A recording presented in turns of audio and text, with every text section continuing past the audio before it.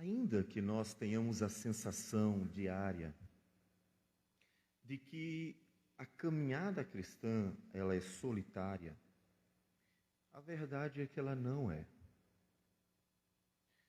Não só por causa da grande presença do Senhor em nossas vidas, que vai nos sustentando, nos auxiliando, nos fortalecendo, mas a jornada da redenção, essa caminhada que começa com a conversão e vai até o dia que o Senhor chama, ela é uma jornada que é trilhada por todos aqueles que creram e creem no Senhor. É uma jornada de um povo. É como se um grande povo estivesse caminhando em procissão até o seu destino, que é a eternidade. E nesse povo que está caminhando em procissão, nós vamos sendo inseridos, ou seja, as pessoas vão sendo inseridas. Na verdade, nós vamos então sendo colocados, acrescidos a este povo, a esta jornada. A jornada de uma igreja, de um grande povo chamado de povo de Deus. E fazer parte disso tem um grande benefício, ou seja, não caminhar solitário. É que nós temos o testemunho de todos os que já estão caminhando e podemos então ser fortalecidos por eles também como instrumentos de Deus. A igreja é esse grande povo, povo do passado, povo do presente e povo que ainda virá, o povo do futuro. E olhar para esta jornada deste grande povo traz uma grande lição. É que a perseverança destes que estão indo até a eternidade nos exorta a dizer: você precisa perseverar também. Olha, eles foram do início ao fim. A jornada desde Adão, passando por muitos personagens de Deus, é uma jornada em que tem começo, meio e fim. E quando nós lemos a jornada deles, que tem começo, meio e fim, nós somos exortados: você também, que começou e está caminhando, precisa chegar até o fim. Olha, eles chegaram, eles foram até o fim, pensando na vida, no alcance da presença do Senhor, tendo completado a carreira, como disse o apóstolo Paulo. Então você também pode chegar lá. E o autor aos Hebreus, depois de ter concluído o seu propósito principal, que terminou com o capítulo 11, ele nos exorta à necessidade de irmos até o fim. Nós vamos fazer a leitura de Hebreus, pequeno textozinho, capítulo 12, versículos de 1 a 3. Hebreus, capítulo 12, versículos de 1 a 3.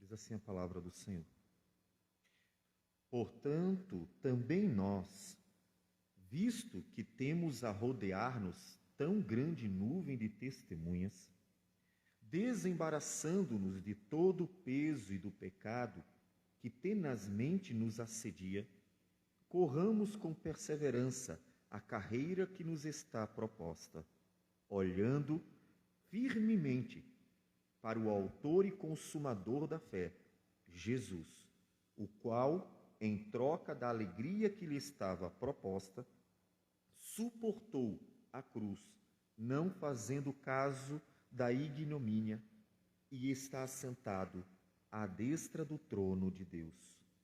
Considerai, pois, atentamente aquele que suportou tamanha oposição dos pecadores contra si mesmo, para que não vos fatigueis, desmaiando em vossa alma. Senhor Deus amado, bendito o teu nome, porque o Senhor cuida de nós. O Senhor nos criou, mas não nos abandonou. O Senhor nos salvou na cruz do Calvário em teu Filho, mas não nos deixou. O Senhor está conosco. E por isso, ó Deus, a tua palavra ecoa aos nossos corações constantemente, para que nós sejamos fortalecidos e então perseveremos até o fim. Ó Deus amado, sê conosco e abençoa a tua igreja, para que ela caminhe a sua jornada firme na fé. Em nome do Senhor Jesus que nós oramos. Amém, Senhor. Amém. Como eu acabei de falar, o capítulo 11 encerra o propósito do autor. Qual era o propósito principal do autor? Era ensinar, exortando, fortalecendo, motivando os cristãos judeus, os hebreus, a permanecerem firmes nesta jornada até o fim. Por quê?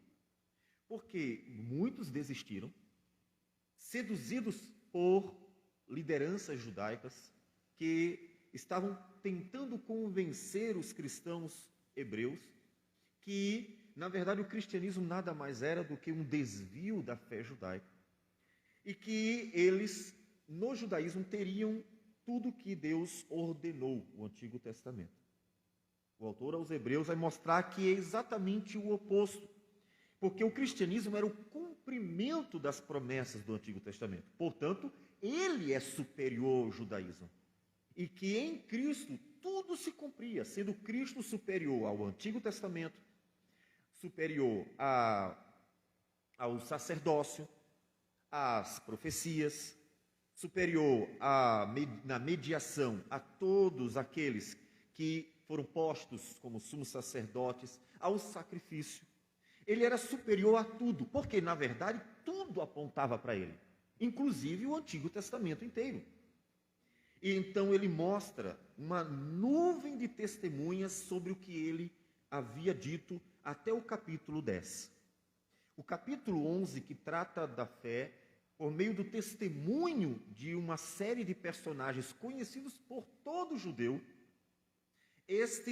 esta nuvem de testemunhas que ele menciona no capítulo 12, encerra mostrando que tudo que eles esperavam e que perseveravam e foram firmes, não desistiram, passaram por lutas, sofrimentos, como ele diz no finalzinho do capítulo 11, foram apedrejados, provados, cerrados pelo meio, mortos a fio de espada, andaram peregrinos, vestidos de peles de ovelhas e de cabras, necessitados, afligidos, maltratados. Estes que ele chama de homens dos quais o mundo não era digno, errantes pelos desertos, pelos montes, pelas covas, pelos antros da terra. Eles esperavam Cristo. A esperança deles era exatamente aquele que hoje é pregado como o que veio. Eles estavam esperando. E ora, todos estes que obtiveram bom testemunho por sua fé, não obtiveram, contudo, a concretização da promessa, ou seja, não viram Cristo chegar. E ele encerra, então, esse propósito, mostrando que os cristãos, eles são parte desta nuvem de testemunhas. Depois do capítulo, a partir do 12, nessa exortação, após essa exortação, versículos de 1 a 3, nós veremos que ele muda um pouco o foco e começa a falar da santificação. Porque ele cumpriu o seu propósito principal, provar que Cristo é o cumprimento de tudo o que fora prometido e é superior, portanto, a todas as promessas. E aqui nesses 3 versículos, ele então vai exortar os cristãos, aqueles que entenderam tudo o que foi dito, a permanecer, a lutar, a persistir, a não desistir. Versículo 1 ele diz, portanto, veja, diante de tudo que eu falei, diante de todas as provas, de todas as demonstrações de que Cristo é o cumprimento e, portanto, é superior a tudo que fora dado no Antigo Testamento. E diante de todas as testemunhas que eu acabei de dar, ele diz, também nós, ou seja, assim como eles, também nós, visto que temos a rodear-nos tão grande nuvem de testemunhas. O que é essa nuvem de testemunhas? São todos os que ele citou. Essa nuvem de testemunha é dizer, olha, todos estes homens são testemunhas de que eles esperavam Cristo, de que Cristo é o cumprimento da palavra divina, porque era Ele que eles estavam esperando. É para Cristo que estava se apontando, é para Cristo que todos estavam olhando.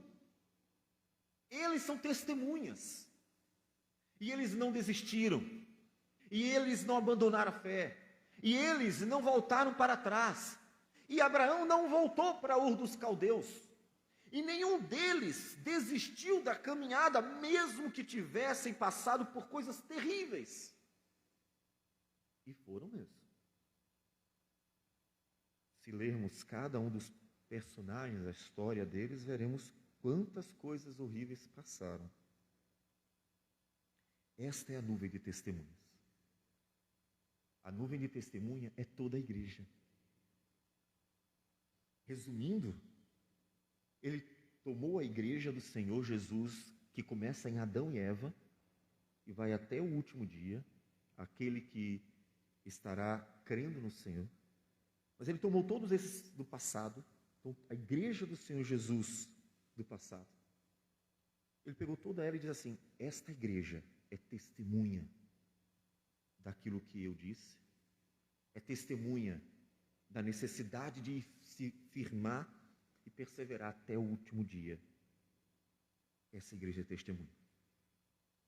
Essa igreja vai testemunhar no último dia contra aqueles que apostataram. Pessoas que no último dia poderão querer dizer assim, mas Senhor, me apresentaram uma proposta melhor, mais interessante, e eu julguei que fosse correta. Eu julguei que, de fato, olha, o Senhor nos revelou o Antigo Testamento e o Senhor ordenou as práticas rituais, e diante de tudo que me disseram, Senhor, eu optei por seguir aquele caminho, portanto eu voltei. E essa grande nuvem de testemunhas será testemunha contra essa pessoa. Muitos naquele dia dirão, Senhor, mas a minha luta foi muito grande.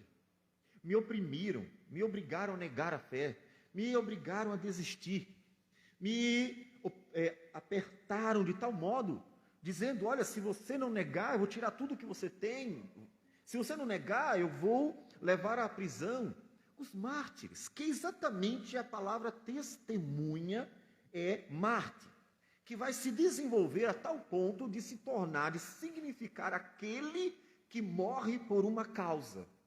Ainda não podemos dizer que a palavra tem esse significado, mas ela está se desenvolvendo.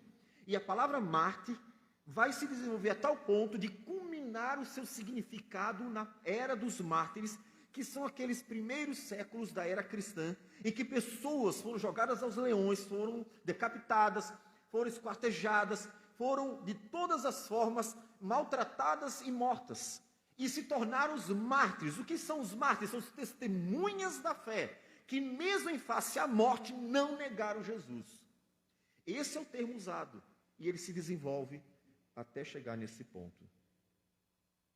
E essas testemunhas serão testemunhas contra todos os que desistiram.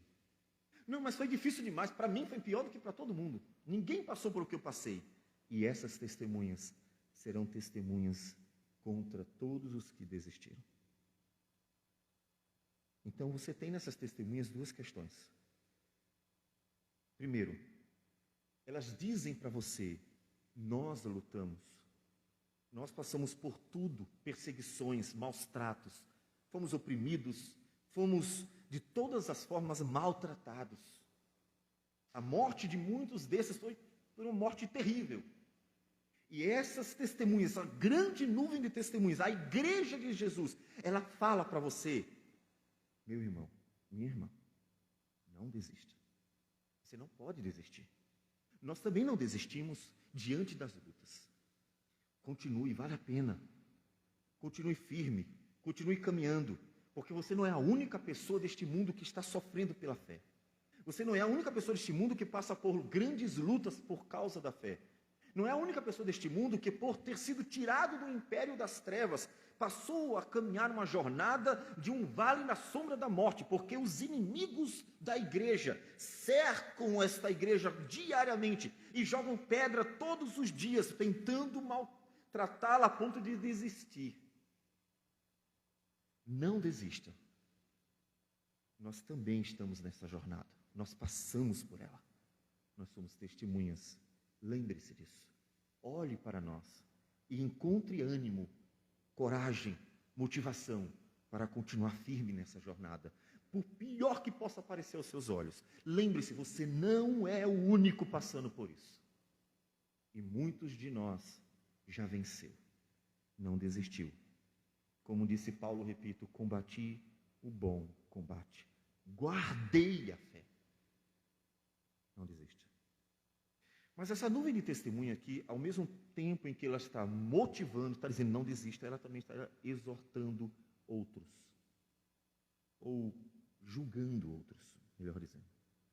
Ela está dizendo, nós não desistimos, você não tem razão para desistir. E será o instrumento para a condenação de todos os que desistiram da caminhada, por qualquer que seja a razão. Não importa. Porque essa nuvem de testemunha passou por tudo que você imaginar. Qualquer desculpa que alguém disser, mas por que eu passei por isso?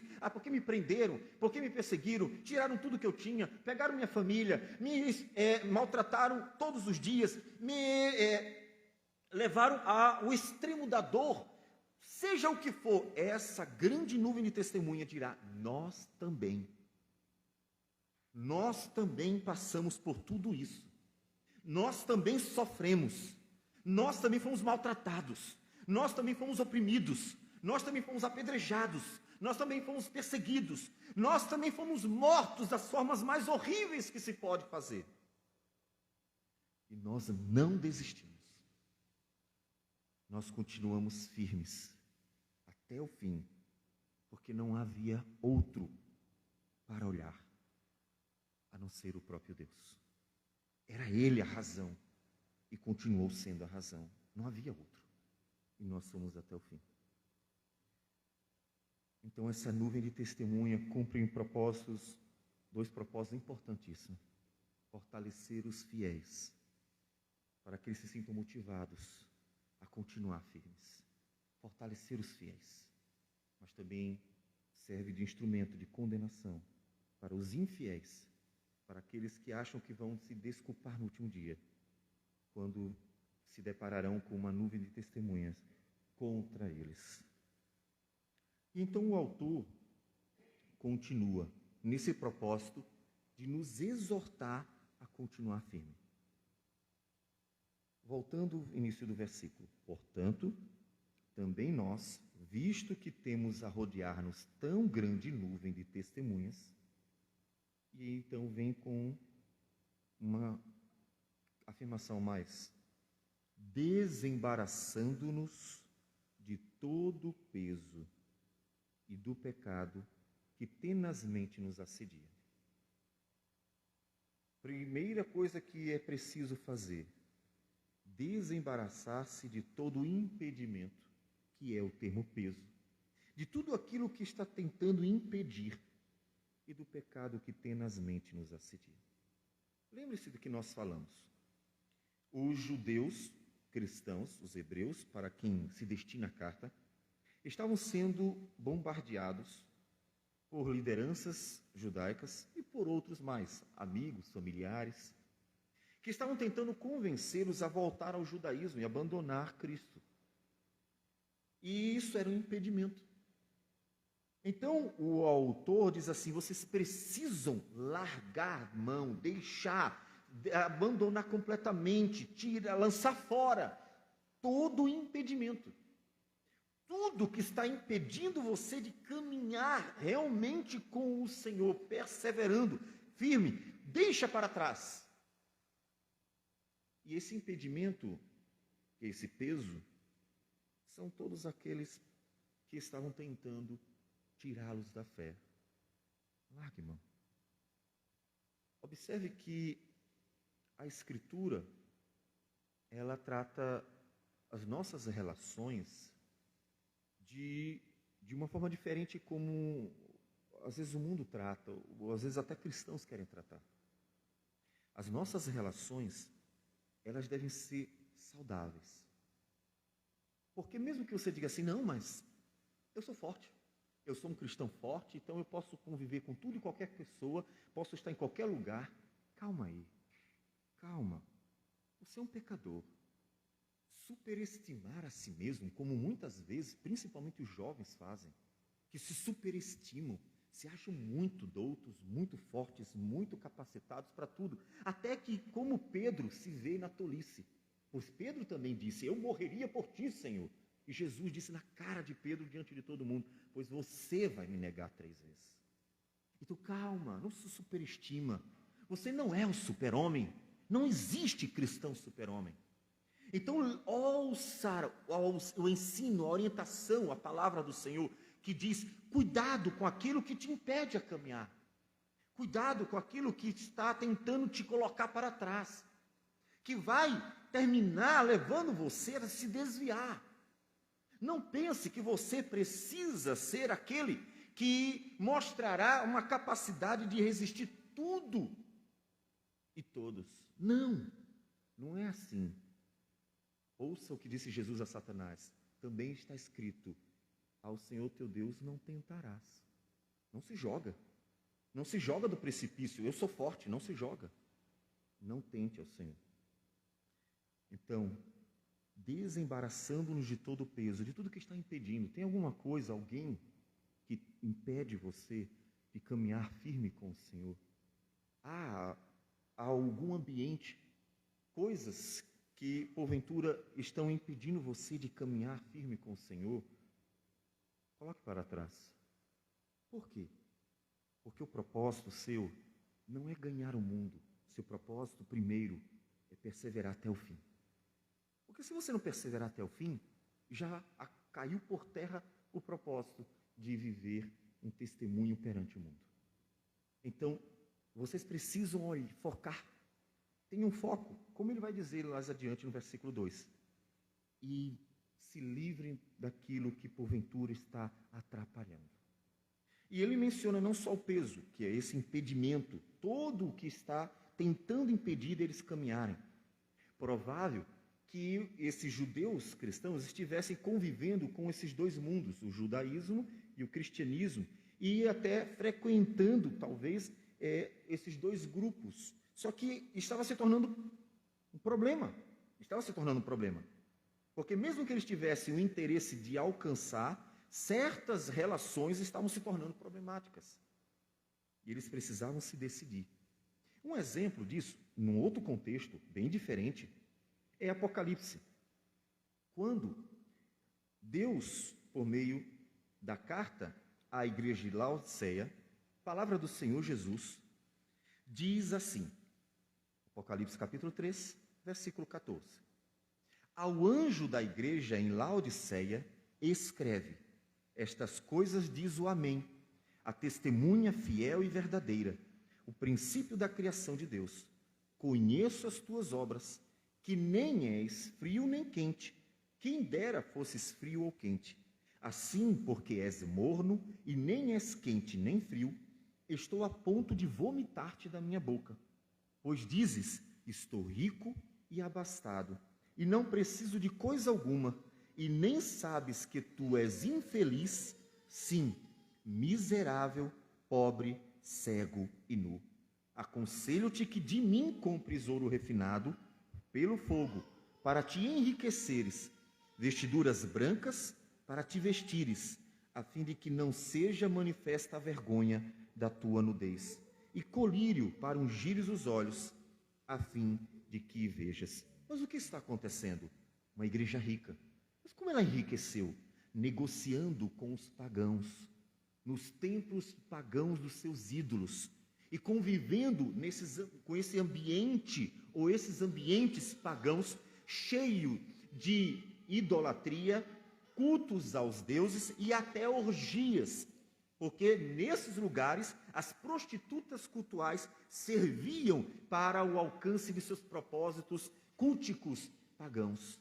E eles tinham que frequentar alguns ou todos esses ambientes para ter uma relação comercial boa, alcançando o agrado dos seus sócios, dos seus clientes, dos seus compradores e assim por diante. Jesus está exortando duramente uma igreja que está a ponto de morrer, porque ela é rica por fora, mas ela era, ao mesmo tempo, ela era infeliz, miserável, pobre, cego e nu. O contexto é diferente, a exortação é a mesma, desembaraçando-nos de todo impedimento, de todo peso e do pecado que tenazmente nos assedia. Saia disso. Isso está afastando você, o Senhor, é óbvio. Se desvincule disso. Pare com isso. Isso não está sendo bom para você. E então, siga adiante. A questão do pecado, ele vai tratar a partir do versículo 4. Aí nós veremos melhor.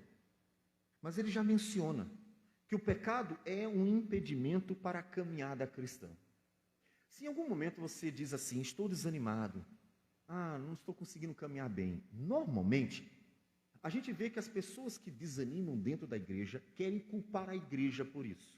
É muito comum nós ouvirmos isso, mesmo que elas não digam, porque normalmente não têm coragem, elas terminam demonstrando sem querer. Elas estão desanimadas, não querem mais ir para a igreja, não se sentem bem, não se sentem animadas com a caminhada cristã e assim por diante. E normalmente elas querem encontrar culpa na igreja. Elas querem que a igreja seja culpada pelo desânimo delas. Isso a gente já viu muitas vezes. Só que elas não olham para si mesmas. E não veem que a causa disso está nelas. A igreja é a mesma de sempre. A igreja sempre foi a mesma, caminhando sua jornada, com suas lutas, dificuldades, defeitos, sim, com certeza, mas é a mesma. É preciso olhar para si mesmo. Ele não fala que há nuvens de testemunhas são culpadas, mas que o peso e o pecado que tenazmente assedia. Por que você está desanimado? Não está lendo a Bíblia? Não está orando? Não está buscando ao Senhor diariamente? Não está priorizando as coisas de Deus? Aquela viúva que deixou aquela pequena moedinha, disse Jesus que deu mais do que todo mundo. Significa que ela estava realmente pensando no Senhor o tempo inteiro. Porque ela não ia dar aquilo dali por outra razão, a não ser porque ela queria honrar a Deus com seus bens. É claro que isso não é base para uma teologia da prosperidade de forma alguma. Ela não estava pretendendo ganhar mais com isso, mas ela estava honrando a Deus com sua vida. Portanto, ela estava pensando em Deus. Você trabalha pensando em Deus, você estuda pensando em Deus, você faz as coisas, a vida, ela gira em torno de Deus? Não! Você trabalha para ter dinheiro, como já foi até orado aqui, você estuda para ser grande aos olhos dos homens, mostrar mais conhecimento do que todos os outros, você se diverte apenas para se satisfazer, a vida gira em torno de você, então não é estranho que você esteja desanimado com o cristianismo, porque a igreja não vai dar a você todo esse alimento do egocentrismo, não vai, porque o seu propósito, o propósito da igreja é glorificar a Deus e não a você. A cristandade por aí está invertendo. Tanto é que as músicas, em boa parte dos lugares, é uma exaltação do homem. Você é precioso e não sei o quê, blá, blá, blá, blá, blá, blá. As coisas que cantam por aí é porque as pessoas, os líderes, descobriram, perceberam que realmente as pessoas, para ficarem numa igreja, elas querem ter o seu ego massageado, afofado. Elas querem se sentir como o cliente que tem sempre razão. E aí elas vão ficar ali toda a vida, até que Deus volte, Jesus volte e lance-as no inferno. Sim, estavam na igreja e vão para o inferno, porque elas não estavam na igreja por causa de Cristo, estavam na igreja porque o ego delas era massageado.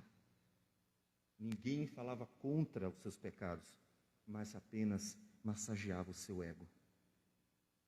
Então, você precisa olhar para o Senhor, caminhar para o Senhor, Faça toda a sua vida ser dedicada a Deus, e então Deus estará no centro da sua vida. E ele continua, o autor, corramos, finalzinho do versículo 1, corramos com perseverança a carreira que nos está proposta. Então veja que o propósito, o foco é correr a carreira que está proposta. Eu nunca fiz, tá? Então vou avisando logo que eu não tive essa experiência. Mas talvez você já tenha tido. Correr uma maratona. Nunca fiz isso. Gosto até de caminhar, já fiz até as minhas corridas, mas nunca corri uma maratona. Mas o propósito da maratona é que você vá até o fim. O propósito de ir até o fim é até maior do que o propósito de ganhar. Porque você sabe que nem todo mundo vai ganhar. Todavia, o fato de os 3, 4, 5 ou até 10 primeiros estejam lá muito distantes, não deve dizer aos outros assim, olha, já tem 10 na frente. Você está lá atrás, é claro que você não vai ganhar. Então desiste e sai. Por que as pessoas que chegam por último numa maratona, elas não desistem? Porque o foco da maratona não é apenas a vitória. É conseguir chegar ao fim. É o conseguir perseverar. É o ter levado o seu corpo até passar pela linha de chegada. O propósito é terminar a maratona. É mais importante até do que ganhar a maratona. Da mesma forma, o propósito da caminhada cristã é passar pela linha de chegada. Então o propósito é vá. E para isso, lembre-se que tem uma nuvem de testemunhas que também correram, também passaram por lutas, também passaram por todo tipo de problema e não desistiram e foram até o fim, como você está passando por lutas. Para isso, é preciso deixar tudo que está impedindo, deixa para trás tudo que está impedindo e caminha correndo a proposta do Senhor. Versículo 2. Como? Olhando firmemente para o autor e consumador da fé, Jesus. Observe que existe um alvo. Há alguém para quem você tem que olhar. De fato, não é o pastor. Eu percebi que, às vezes, a gente vive em uma tensão de opostos. Infelizmente, o ser humano ele é muito reacionário e muito extremista. Ou você encontra nas igrejas pessoas que idolatram o pastor com um amor absurdo, a ponto do pastor poder dizer qualquer coisa, ela vai atrás, ela nem analisa para ver se está certo. E nós vemos o outro lado, que está mais próximo da nossa realidade. Aqueles que desprezam e são indiferentes, acham que não tem nenhuma importância, porque no final das contas cada um consegue interpretar a Bíblia sozinho. Essa é a tendência dos grupos em que há um estudo, uma ênfase maior no estudo, é o desprezo. Está errado esse? Está errado esse. Porque o pastor não é o alvo da igreja. Na verdade, Efésios diz o que é a figura do pastor. Efésios capítulo 4, capítulo 4, a partir do versículo 11. E ele mesmo, ou seja, Deus, concedeu uns para apóstolos, outros para profetas, outros para evangelistas e outros para pastores e mestres. Para quê? Com vistas ao aperfeiçoamento dos santos, para o desempenho do seu serviço, para a edificação do corpo de Cristo, até que cheguemos à unidade da fé e do pleno conhecimento do Filho de Deus. Tem um propósito, não é o alvo. O propósito da igreja não é olhar para mim, nem com desprezo, como é comum acontecer às vezes, nem com idolatria, como também acontece muitas vezes, dependendo do lugar onde se esteja. O propósito é olhar para Cristo. O propósito é olhar para Cristo, onde todos têm a salvação. É olhar para Cristo, que é aquele que realizou a obra da salvação. Ele é chamado de autor e consumador da nossa fé.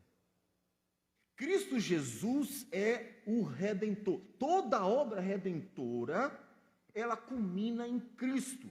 Cristo é aquele que se tornou homem para se identificar conosco, é aquele que sofreu por nós para carregar nossas dores, e aquele que morreu em nosso lugar para pagar os nossos pecados, e aquele que ressuscitou para nos dar vida eterna. Tudo culmina em Cristo. Então, olha para Ele. É isso que é ser o autor e o consumador da nossa fé. A nossa fé está nele, porque Ele é a razão de nossa redenção. Não há outro. Somos pastores, pregadores, mestres, conduzindo as ovelhas para Cristo. Não conduzimos para nós. Não é para nós que conduzimos, é para Cristo. Então vá para Cristo e olhe para Cristo. Não nos despreze, porque inclusive é contra a própria palavra de Cristo. Ame, amai-vos uns aos outros. Mas também não nos coloque no lugar de Jesus. Cristo é o autor e consumador. Então a sua caminhada é para Ele. E isso nos exorta a algumas coisas. Isso nos exorta, primeiro, não vá atrás de lideranças como se você tivesse que simplesmente fechar os olhos e seguir adiante junto com esses homens, porque nós somos pecadores. Homens que falham, homens que podem errar, tanto no ensino quanto na própria conduta. Então, tenham cuidado. Ou seja, vocês devem olhar para Cristo e viver as bênçãos de Cristo na vida da igreja, consciente de que a igreja ainda é uma igreja falha, ainda é uma igreja de lutas, de dificuldades, ainda é uma igreja que tem pecados. Observe, quantas pessoas não saem da igreja e dizem assim: eu saí porque aconteceu um problema com um pastor, aconteceu um problema com não sei quem, um presbítero, um diácono, seja lá quem for, e aí tal, e aí eu terminei saindo. Já faz tempo que eu saí da igreja por causa disso, mas meu amigo, tu estava olhando para quem? No último dia, a nuvem de testemunha vai dizer: nós perseveramos até o fim. E nós também éramos falhos, também éramos pecadores, também tínhamos líderes como Moisés, que liderou Josué. Moisés também errou. Moisés, quando Deus disse assim: fala para a rocha, Moisés, e dela sairá água. Fala, Moisés. Moisés, revoltado já com tudo que tinha vivenciado, porque o povo era um povo de coração duro. Então Moisés bateu na rocha e não obedeceu à ordem do Senhor. Moisés errou. E Deus disse: por causa disso você não entrará na terra prometida, porque você não me honrou perante o povo. E ele não entrou mesmo. Mas Josué, que era o seu servo, que aprendeu com Moisés tudo o que tinha que aprender, que foi fiel do início ao fim. Caleb também, outro que foi fiel com sua família do início ao fim, não pegaram as suas trouxinhas e disseram assim: agora vou sair de Israel. Moisés desobedeceu, estou escandalizado. Que absurdo. Moisés não fez o que Deus mandou, agora me desanimei, não tenho mais ânimo nenhum para estar junto com esta igreja. E foi embora. Foi assim? Josué e Caleb continuaram firmes, porque sabiam que Moisés era um pecador. Porque o propósito, o alvo deles não era ser Moisés, mas era seguir a vontade do Senhor, caminhar com o Senhor. Muitas pessoas, por não terem o foco correto, perdem-se pelo caminho. E muitos encontram nisso uma justificativa para debandar, porque não estavam olhando para o autor e consumador da fé. Ele diz: olhando firmemente, firme, sem desviar o olho, olhando firmemente para o autor e consumador da fé. Você está olhando para quem? Está olhando para quem? Eu?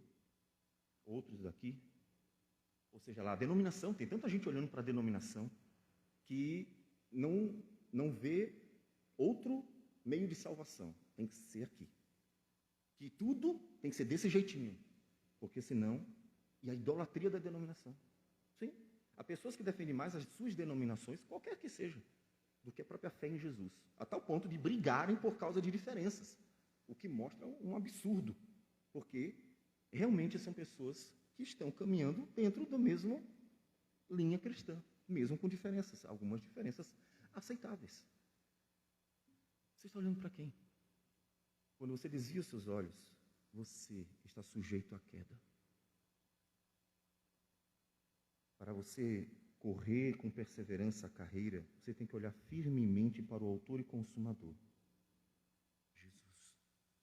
Mas olha que ele já tinha dado o exemplo das testemunhas, a nuvem de testemunhas.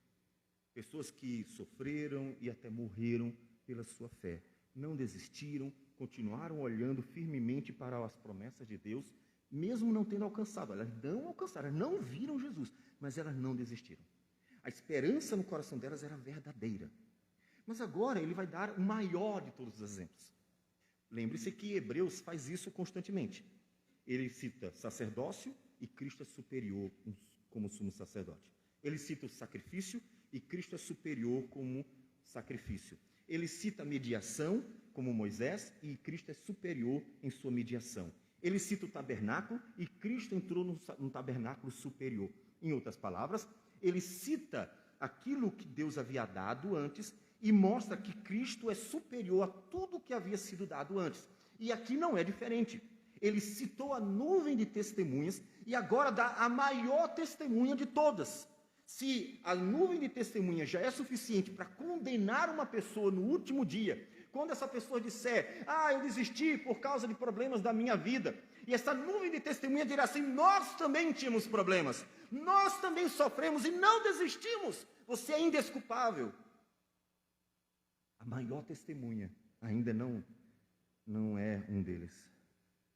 Ainda versículo 2 diz assim, começando no iníciozinho do versículo, olhando firmemente para o autor e consumador da fé, Jesus. Agora ele vai falar de Jesus, o qual, em troca da alegria que lhe estava proposta, as promessas do Pai, ele herdaria o universo, tudo, ele seria então o Senhor da igreja, o Salvador dela, aquele que venceu todas as heranças prometidas pelo Pai para o seu Filho, quando este cumprisse a obra redentora, tudo que ele passaria a ser merecedor por ter completado a obra, ele diz, diante dessa promessa do Pai, suportou a cruz, não fazendo caso da ignomínia, e está sentado à destra do trono de Deus. Ele suportou tudo diante daquilo que ele tinha como promessa. Versículo 3. Considerai, pois, atentamente aquele que suportou tamanha oposição dos pecadores contra si mesmo, para que não vos fatigueis desmaiando em vossa alma. A maior testemunha de todas é o próprio Cristo, que, sendo o Rei da Glória, desceu para viver como um de nós. Que, sendo o Senhor eterno e bem-aventurado, desceu para se tornar um homem sofrido, um de nós. Suportou tudo, suportou a perturbação dos homens do dia a dia, com todas as suas bobagens, com todos os seus pecados, com todas as suas besteiras, com toda aquela encheção de saco da humanidade. Suportou diariamente, sendo ele puro, um homem sem pecado. E ainda, entrando no ministério, sentiu o peso da oposição direta. Os fariseus, os saduceus, os escribas se opunham a Jesus propositadamente. Maltratavam, pesavam, humilhavam, estavam perseguindo o tempo inteiro. Que perturbação! Um momento, diante dessa multidão, ele suspirou, até quando eu vou estar com vocês? Pensa que Jesus o tempo todo estava sentindo aquela coisa afável. Ai, como eu amo vocês, como é bom estar com vocês. Ai, parece aquela musiquinha da Xuxa. Não, Jesus olhou para a multidão e cansou dela, porque era um saco estar com aquele povo que só reclamava de tudo. Ele disse, até quando eu vou estar com vocês? Foi sofrível. Pensando que foi fácil. Foi sofrível. Mas ele não desistiu. Quando chega no Getsemane, Mateus 26,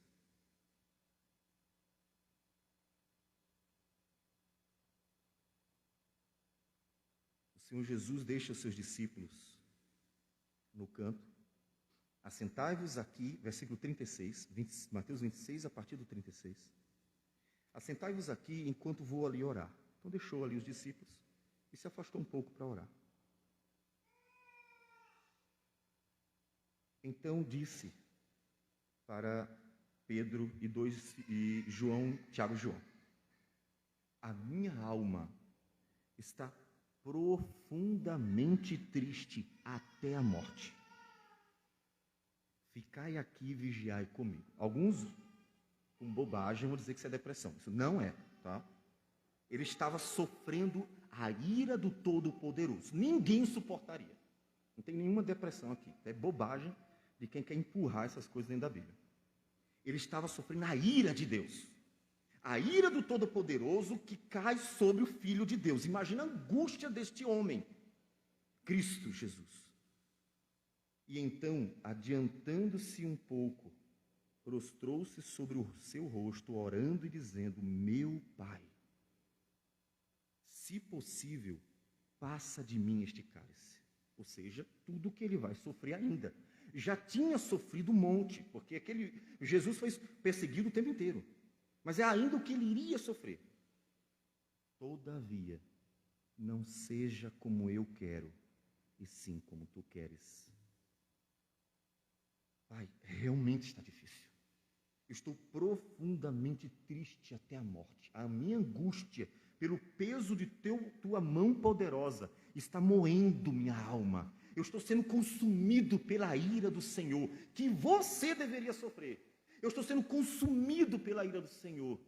Mas, faça-se a tua vontade.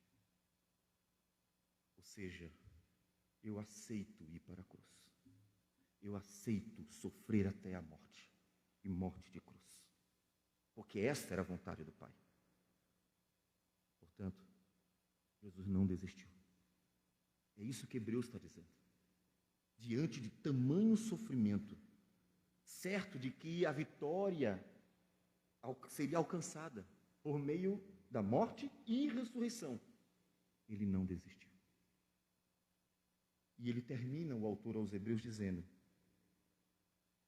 para que não vos fatigueis desmaiando em vossa alma. Olhe para Jesus, que não desistiu. Para que você, diante das lutas da sua vida, sofrimento, angústia, perseguição, solidão, sentimento que aparece de vez em quando, não desanime e desista. Porque no dia em que você disser assim: estou desanimado, vou embora e desistir, a nuvem de testemunha dirá: nós não desistimos. Nós fomos firmes até o fim. Nós não desistimos. Quando se deparar com Jesus, Jesus vai dizer assim: eu estava profundamente triste até a morte e não desisti. E você vem me dizer que você tem razão para desistir? O autor aos Hebreus está exortando seus destinatários a caminharem firmes a jornada cristã até o fim. Veja que ele não está enganando ninguém. Olha, ser cristão é só prosperidade, vida boa, vida vitoriosa, é tudo de certo, tudo de bom. Deus vai te abençoar em tudo, tudo que você tocar vai ser abençoado, e assim por diante. Ele não está enganando ninguém como fazem por aí. Ele está dizendo a verdade. Vocês vão sofrer. Vocês vão passar por lutas. Vocês vão passar pelo vale da sombra da morte. Vocês vão ser perseguidos. Vocês vão ser maltratados. Vocês vão ser odiados por causa da fé de vocês. Mas lembre-se, há uma grande nuvem de testemunhas que também passou por isso. E acima deles, há a grande testemunha, o fiel, Jesus, que mesmo face à morte de cruz, não desistiu de morrer. E para piorar a tua situação, morreu por você. Não foi por ele, foi por você. Portanto, olhe firme para ele. Não desvie os seus olhos. Não importa o que aconteça ao redor. Que 1000 caiam do seu lado, 10.000 do outro lado, não importa. Não importa o que aconteça ao seu redor. Porque o autor e consumador da nossa fé está no mesmo lugar, assentado à destra de Deus, como o cordeiro que foi morto e venceu e ressuscitou. Ele está no mesmo lugar. Ele nunca saiu de lá. E é para ele que você tem que olhar. Então, olhando para o autor e consumador da nossa fé, corra a carreira que nos está proposta. E corra com perseverança. Quando chegar ao fim, você se unirá à nuvem de testemunhas para testemunhar para a outra geração, se assim aprouver ao Senhor, que é possível terminar a carreira, mesmo quando tudo parece estar contra ela. E então, um dia será testemunha contra muitos outros que desistiram. Desistiram porque achavam que poderiam se justificar em suas lutas. Persevere até o fim. Vale a pena, porque a herança daqueles que perseveram é a alegria que está proposta por Deus em Cristo Jesus. Olhe para lá. E eu encerro com essa promessa, porque é essa promessa que deve estar diante de seus olhos todos os dias.